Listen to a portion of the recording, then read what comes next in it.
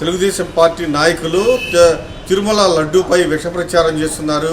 ఇప్పటికే సిబిఐ చాలా స్పష్టంగా చెప్పింది, అందులో జంతువుల కొవ్వు లేదు అని చాలా స్పష్టంగా చెప్పింది. అయినా ఫ్లెక్సీలు వేసి విష ప్రచారం చేస్తున్నారు. అయితే ఇదే నేపథ్యంలో బోయిపాలెంలోని వెంకటేశ్వర స్వామి ఆలయానికి విడుదల రజనీ వెళ్లారు. వైఎస్ఆర్ కాంగ్రెస్ పార్టీ కార్యకర్తలతో అక్కడికి వెళ్లి తెలుగుదేశం నాయకులకు ఈ విష ప్రచారం చేసే వాళ్ళకి మంచి బుద్ధి ప్రసాదించాలి, కలవని లడ్డు ఏవైతే జంతు అవశేషాలు ఉన్నాయో వాటిని కలిసినట్టుగా శ్రీవారి లడ్డూపై దుష్ప్రచారం చేస్తున్నారు, ఖచ్చితంగా వీళ్ళకి మంచి బుద్ధి ప్రసాదించాలంటూ పూజలు చేశారు. అయితే వైఎస్ఆర్ కాంగ్రెస్ పార్టీ కార్యకర్తలు కూడా అక్కడికి వచ్చారు. వచ్చిన తర్వాత ఒక్కసారిగా పూజలు ముగిసి కారు ఎక్కుతుండగా తెలుగుదేశం గోండాలు ఒకసారిగా కారు దగ్గరకు వచ్చి బరి తెగించారు. కారు పైన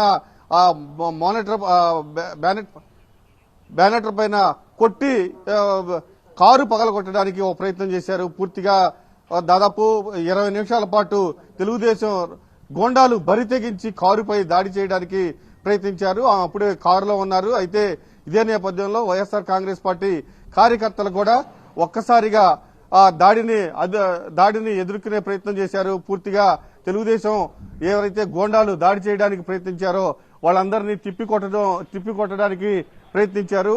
పూర్తిగా వైఎస్ఆర్ కాంగ్రెస్ పార్టీ కార్యకర్తలు కూడా ఇప్పటికే ఈ దాడి విషయాన్ని తెలుసుకుని రజనీ నివాసానికి వస్తూ ఉన్నారు.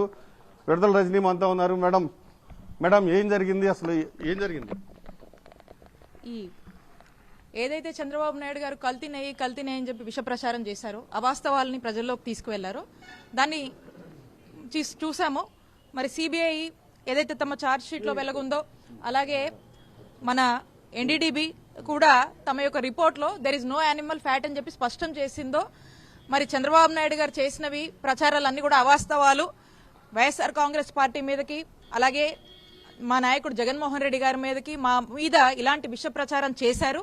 మరి ఇదంతా కూడా అబద్దమని స్పష్టమైంది. చంద్రబాబు నాయుడు గారు చేసిందంతా అబద్దమని స్పష్టమైంది. కాబట్టి దీంట్లో భాగంగా మేమందరం కూడా, మా నాయకులందరం కూడా వెంకటేశ్వర స్వామి గుడికెళ్లి దేవుడున్నాడు, వాస్తవాల్ని సిబిఐ ఛార్జ్షీట్ రూపంలో రిపోర్ట్లో తేలింది, అలాగే ఎన్డీడీబీ రిపోర్ట్లో రుజువైంది అని చెప్పేసి మేమంతా కూడా అక్కడ పూజా కార్యక్రమాలు చేసి ఇప్పటికైనా చంద్రబాబు నాయుడు గారికి మంచి బుద్ధి ప్రసాదించాలి అని చెప్పి మొక్కుకొని పూజలు నిర్వహిస్తూ బయటకు వస్తే అక్కడ కొంతమంది టీడీపీ గూండాలు అక్కడికి వచ్చి మేము ఆ గుడి దగ్గరికి వెళ్లి పూజలు చేసుకొని బయటకు వస్తున్నప్పుడు ఏవో స్లోగన్స్ ఇస్తూ, కనీసము వాళ్ళు చేసింది తప్పనేది కూడా పక్కన పెట్టి ఏవేవో పిచ్చి మాటలు మాట్లాడుతూ నా మీద దాడి చేసేటువంటి ప్రయత్నం చేశారు. నా కారు మీద గుద్దుతూ మాట్లాడుతూ, ఇష్టం వచ్చినట్టుగా మాట్లాడుతూ, మేము ఈ నియోజకవర్గంలో తిరగొద్దు అని చెప్పేసి రకరకాలుగా వాళ్ళు ఒక గుండాల రూపంలో ఏ విధంగా ప్రయత్నం చేశారో మీరు కూడా ఉన్నారు, చాలా మంది చూశారు అక్కడ.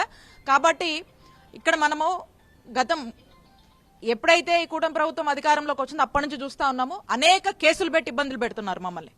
అలాగే మా కార్యకర్తల మీద, మా నాయకుల మీద కంటిన్యూస్ గా కేసులు పెడతా ఉన్నారు. మేము నియోజకవర్గంలో ఎక్కడికి వచ్చినా కూడా వీళ్ళకి ఇంత భయం ఎందుకో నాకు అర్థం కావట్లేదు.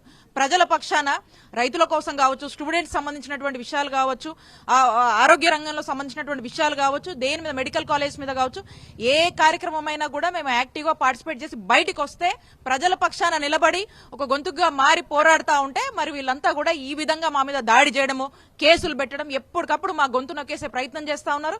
కేసులు పెట్టి ఏదో ఒక మహిళ కూడా చూడకుండా ఇలాంటి దాడులు చేస్తున్నటువంటి విష సంస్కృతికి మరి ఈ రోజు చిలుకలూరుపేటలో మరి ఎమ్మెల్యే పత్తిపాటి పుల్లారావు అండదండలతో ఈ విధంగా చేస్తా ఉన్నారు. కాబట్టి ప్రజలన్నీ కూడా గమనిస్తా ఉన్నారు. మీరు ఎంత భయపెట్టినా దడవం. మీలాగా 3 ఏళ్లు పదవులు అనుభవించి హైదరాబాద్ పారిపోయి కూర్చోలా. మేము ఇక్కడ ఉన్నాము, ప్రజల సమస్య కోసం పోరాడుతున్నాము, ప్రజల శ్రేయస్సు కోసం వైఎస్ఆర్ కాంగ్రెస్ పార్టీ తరఫున మేము ఇక్కడ పోరాడుతున్నాము. మీరు ఏమన్నా చేయండి, ఎంతైనా బెదిరించండి, ఎవ్వడు భయపడ్డు. మీ అందరినీ గుర్తుపెట్టుకొని మీ అందరికీ సరైన రోజు సమాధానం ఇస్తాము. ఇప్పుడు ఎవడైతే వచ్చి ఓవర్ యాక్షన్ చేశారో వీళ్ళందరినీ కూడా గుర్తుపెట్టుకుంటామని తెలియజేస్తున్నాం. దాదాపు 15 నిమిషాల పాటు మీ కారు పైన దాడి చేయడానికి ప్రయత్నించారు. ఎట్లా ఉంది అప్పుడు? ఏముంది, ఎమ్మెల్యే మెప్పుల కోసము అక్కడేదో పదవులు వస్తాయని, ఏదో ఒక దారి చూపిస్తారని చెప్పేసి ఏదో వాళ్ళ ప్రయత్నాలు వాళ్ళు చేస్తా ఉన్నారు. అక్కడ ఉన్నటువంటి మా నాయకులను కూడా వాళ్ళతో పాటు వాళ్ళని అడ్డుకునేటువంటి ప్రయత్నం చేశారు. వాళ్ళు విపరీతంగా వాళ్ళు ప్రిపేర్ అయ్యి ప్లాన్డ్ గా కొంతమంది వచ్చి ఏదో గొడవ సృష్టించాలనేటువంటి ప్రయత్నంలో భాగంగా వాళ్ళు ప్రీ ప్లాన్డ్ గా ఉన్నారు. మేము మా మానాన మేము వెళ్ళాము, మేము పూజలు నిర్వహించి చంద్రబాబు నాయుడు గారికి మంచి బుద్ధి ఇప్పటికైనా ఇవ్వాలి, ఆ వెంకన్న స్వామితో పెట్టుకున్నారు, ఖచ్చితంగా దీనికి ప్రతిఫలం ఖచ్చితంగా చంద్రబాబు నాయుడు గారికి చూపిస్తారని మేము నమ్ముతున్నాము.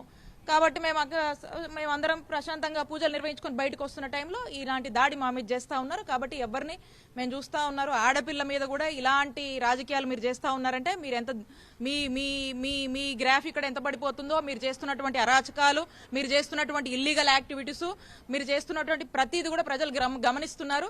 మా వైపు ప్రజలు సానుభూతి చూపిస్తున్నారు. ఇది ఓర్చుకోలేక మీరు ఇలాంటివన్నీ కూడా మా మీద చేస్తా ఉన్నారు. పూర్తిగా తెలుగుదేశం నాయకులు దిగ్గజారుడు రాజకీయాలకు పాల్పడుతున్నారని కూడా ఆగ్రహం వ్యక్తం చేస్తున్నారు విడుదల రజని.